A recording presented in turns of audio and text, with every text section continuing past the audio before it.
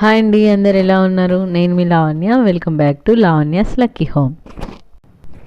ఈరోజైతే ఈజీగా road side బండి మీద అమ్మే పునుగుల్ని మనం ఇంట్లోనే వెరీ ఈజీ అండ్ టేస్టీగా అయితే చేసేసుకుందామండి. ఇది ఏం పిండి అవసరం లేదు. మన ఇంట్లో కనుక దోశ పిండి మిగిలితో దాంతో టేస్టీగా పునుగులు అయితే వేసేయచ్చు. అది ఎలాగో చూద్దాం. ముందుగా వీడియోలోకి అయితే వెళ్ళిపోదాం. దీన్ని నేను ఒక 4 కప్స్ అంతా దోసపిండిని అయితే తీసేసుకున్నాను. దాంట్లో ఒక 3 స్పూన్స్ అంతా బొంబాయి రవ్వ, అదే అండి మన ఉప్మా రవ్వ ఉంటుంది కదా, దాన్ని అయితే యాడ్ చేసుకున్నాను. అందులోనే 3 టేబుల్ స్పూన్స్ అంతా బియ్యం పిండిని అయితే యాడ్ చేసుకున్నాను. మీరు ఈ బియ్యం పిండి పేస్ట్లో మైదా అయినా వేసుకోవచ్చు. అండ్ ఇందులో ఒక 4-5 సన్నగా తరిగిన పచ్చిమిర్చి ముక్కలు అండ్ అలాగే సన్నగా తరిగిన అల్లం ముక్కల్ని కూడా ఇందులోనే యాడ్ చేసుకోండి. అల్లం ముక్కల్ని స్కిప్ చేసినా పర్వాలేదు, బాగానే ఉంటుంది. అండ్ తర్వాత ఇందులో ఒక పెద్ద టేబుల్ స్పూన్ అంతా జీలకర్రను అయితే యాడ్ చేశాను. మీరు ఈ ప్లేస్లో ఓమన్ కూడా యాడ్ చేసుకోవచ్చు. అండ్ అలాగే ఒక 2 టేబుల్ స్పూన్లు సన్నగా తరిగిన కొత్తిమీరని, 2 పెద్ద సైజు ఆనియన్స్ని ఇలా సన్నగా తరిగి వేసుకోవాలండి. ఈ పునుగులకి సన్నగా తరిగిన ఆనియన్సే ఎక్కువ టేస్ట్ని ఇస్తాయి కాబట్టి వీలైనన్ని ఎక్కువగానే వేసుకోండి. అండ్ దీంట్లో ఒక చిన్న టీ స్పూన్ అంతా అల్లం వెల్లుల్లి పేస్ట్ని కూడా యాడ్ చేసుకోండి. తర్వాత దీంట్లో రుచికి సరిపడా ఉప్పును కూడా యాడ్ చేయండి. ఇప్పుడు కొంచెం చిటికెడంతా బేకింగ్ సోడాను కూడా యాడ్ చేసుకోండి. బేకింగ్ సోడా వేయడం వల్ల మనకు పునుగులు అనేవి కొంచెం క్రిస్పీగా అండ్ అలాగే గుల్లగుల్లగా వస్తాయి. నూనె ఏం పీల్చలేంది, మరీ ఎక్కువగా వేస్తే నూనెని పీల్చేస్తుంది కాబట్టి ఒక చిటికెడు అయితే సరిపోతుంది. ఇవన్నీ వేసిన తర్వాత మన పిండి మిశ్రమంలో పచ్చిమిర్చి అండ్ అలాగే ఆనియన్స్ ఇవన్నీ కూడా కలిసేలా ఒక్కసారి మంచిగా మిక్స్ చేసుకోవాలి.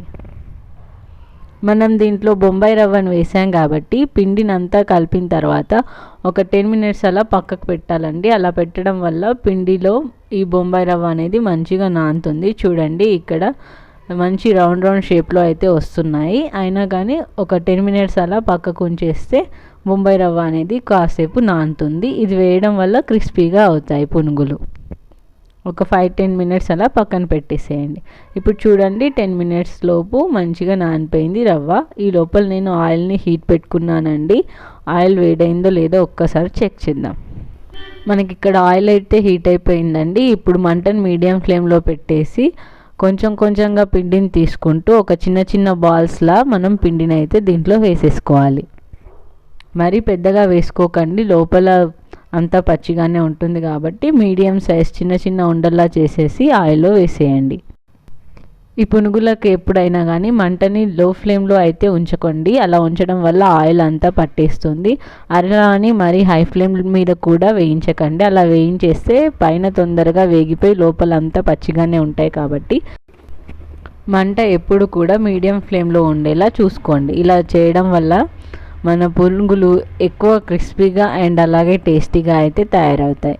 ఇప్పుడు చూడండి, మనం అన్ని ఆయిల్లో వేసేసుకున్నాం. ఇప్పుడు ఒక 3-4 మినిట్స్ తర్వాత మంచి రంగులోకి అయితే మారిపోయాయి ఇవన్నీ కూడా. మనం పిండిని ఆయిల్లో వేయగానే కలపకండి, అలా వేయడం వల్ల పునుగులు రావు సరిగ్గా.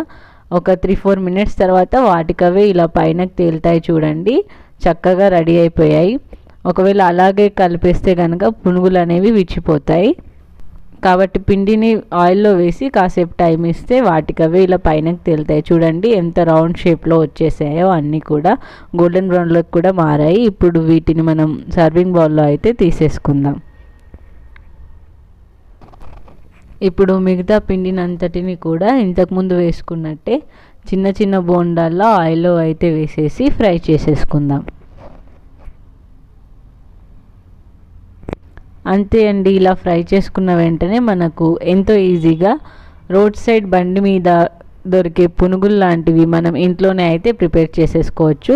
దీనికి దోసపిండి పులిసింది ఉంటే అయితే ఇంకొంచెం టేస్ట్ అయితే ఎక్కువగా పెరుగుతుంది. ఫ్రెష్గా ఉన్నా బాగానే ఉంటుంది. సో చూడండి, చూస్తేనే తినాలనిపిస్తుంది కదా. అంతే అండి, ఈరోజు వీడియో అయితే చేయడం చాలా ఈజీ కాబట్టి మీరు కూడా ఖచ్చితంగా ఒకసారి ట్రై చేసి ఎలా వచ్చాయో నాకు కామెంట్ చేయండి. అండ్ అలాగే ఈ వీడియో కనుక మీకు నచ్చినట్టయితే ప్లీజ్ లైక్ అండ్ షేర్ చేయండి.